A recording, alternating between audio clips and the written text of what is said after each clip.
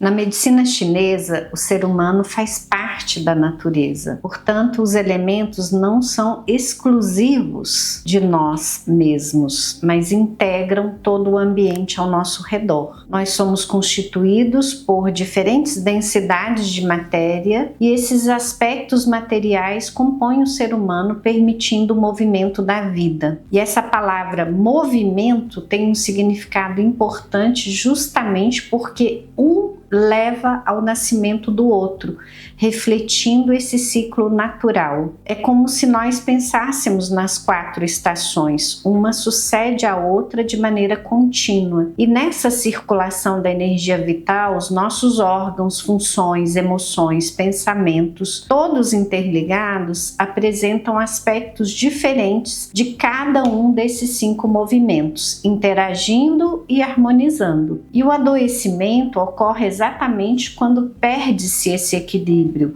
por fatores internos ou externos. Para o mundo ocidental, os gregos antigos, o elemento mental corresponde ao que chamamos terra, a matéria mais densa, mais consistente. Mas do ponto de vista da funcionalidade, na medicina chinesa, o metal é o movimento que conduz à interiorização, à contração, atuando como uma contraparte da madeira, que promove a expansão. O metal nos leva para o nosso íntimo, para o nosso nível mais profundo. Não é por acaso que na tradição chinesa se diz que o metal se encontra nas maiores profundezas, no interior da terra. O pulmão, a pele, o processo de interiorização tem relação com essa ideia, a profundidade. E aí nós lembramos esses 2 órgãos relacionados com esse elemento, o pulmão e o intestino grosso. Embora essa tradução seja genérica e não abrange muitas das funções do metal no corpo,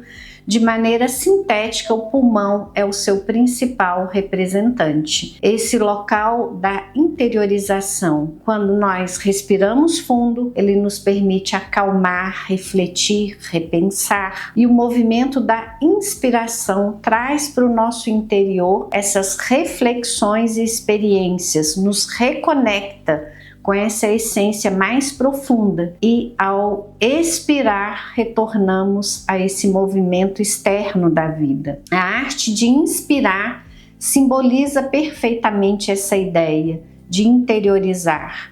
Por outro lado, esse interior está conectado ao exterior e o órgão sensorial relacionado com o metal é a pele. Isso envolve o nosso universo interno, equilibrando com a superfície mais externa do corpo, o ponto mais interno que nós inspiramos e a relação com o mundo através da pele. Então, nas estações do ano, o elemento mental estaria associado ao outono, esse período de coletar as sementes, de extrair essa experiência que foi acumulada, essa nossa capacidade de ter movimentado com o elemento madeira e extrair essa experiência da vida e em seguida ser capaz de separar, refletir aquilo que foi realmente válido, extrair o aprendizado. Nós podemos questionar o que aprendi com aquilo que eu vivi, onde eu preciso ter mais sensibilidade para captar, compreender essas experiências, e o aspecto negativo quando nós não temos essa compreensão é a tristeza. Ela surge quando nós relacionamos com o mundo, mas não processamos bem a experiência, não colhemos essas boas sementes do que nós vivemos. Aí vem essa sensação de vazio, de isolamento, como se nós estivéssemos sem um ponto de apoio. Isso vai ocorrendo porque não compreendemos que a vida tem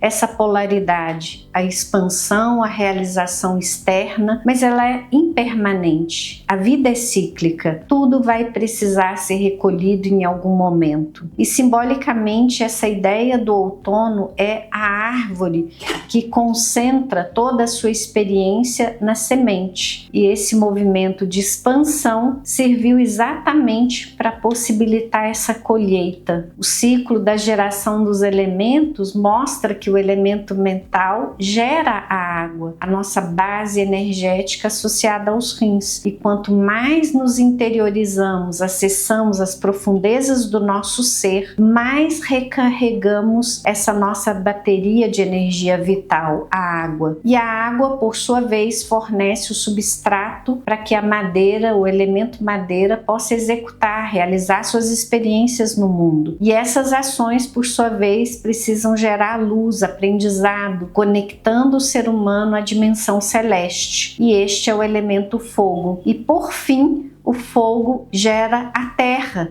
que representa a sutilização da consciência no ponto mais estável e centralizado. O autoconhecimento, então, é um caminho para a saúde. A compreensão desses 5 movimentos, a melhor forma de lidar com essas leis de maneira consciente. Como mencionamos, é preciso observar as leis do céu, segui-las, e quanto maior a nossa consciência sobre esse fluxo vital contínuo, maior será a harmonia. Isso se aplica à alimentação, movimento do corpo, o uso do tempo, a forma como lidamos com as experiências, emoções, decisões. Tudo está interligado e a verdadeira harmonia não começa no físico, nem nos padrões energéticos. Ela tem origem antes, começa no âmbito emocional, nos pensamentos, no entanto, impulsionada por essa capacidade humana de compreender as leis naturais. E assim nós alcançamos esse equilíbrio entre a expansão, a madeira, e a interiorização, que é o movimento metal. E nessa teoria da medicina chinesa, o metal domina a madeira, indicando que devemos agir externamente, mas é indispensável retornar ao nosso interior para extrair um aprendizado profundo de cada vivência. Muitas vezes nós passamos por experiências difíceis e, em vez de processá-las internamente,